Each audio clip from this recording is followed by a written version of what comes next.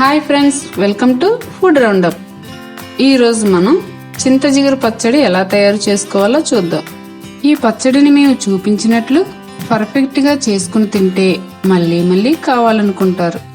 అందుకు కావలసిన పదార్థాలు: చింతజిగురు 150 గ్రాములు, పచ్చిమిర్చి 20, ఉప్పు 1 స్పూన్, మెంతులు 1/2 స్పూన్, ధనియాలు 1 స్పూన్, జీలకర్ర 1 స్పూన్, ఆవాలు 1 స్పూన్, మినపప్పు 1 స్పూన్, కొద్దిగా కరివేపాకు, వెల్లుల్లి 4, ఎండుమిర్చి 3, నూనె వేయించుకోవడానికి సరిపడినంత.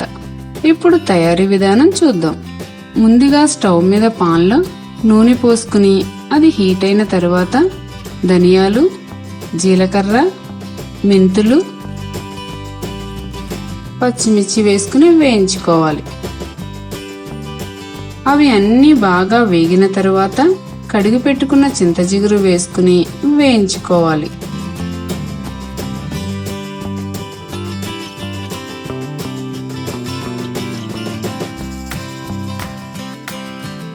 ఈ ఆకు మొత్తం బాగా వేగి ఇలా దగ్గరకు అయిపోతుంది.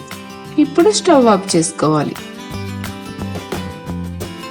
మనం వేయించి పెట్టుకున్న అన్నీ కూడా మిక్సీ జార్లో వేసుకుని అందులో 1 స్పూన్ ఉప్పు వేసుకుని మిక్సీ పట్టుకోవాలి.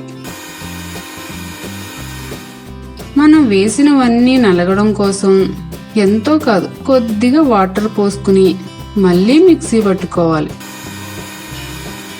చూసారా, మనం వేసుకున్నవన్నీ కూడా బాగా నలిగిపోయాయి.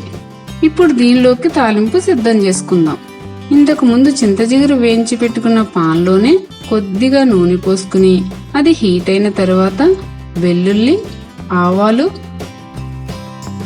మినపప్పు, కరివేపాకు, జీలకర్ర, ఎండుమిరపకాయలు వేసుకుని వేయించుకోవాలి. పోపులన్నీ వేగిపోయిన తరువాత మనం మిక్సీ చేసి పెట్టుకున్న పచ్చడిని ఇందులో వేసి కలుపుకోవాలి. ఇప్పుడు స్టవ్ ఆఫ్ చేసుకుందాం. దీన్ని వడ్డించుకోవడం కోసం బౌల్లో వేసుకుందాం.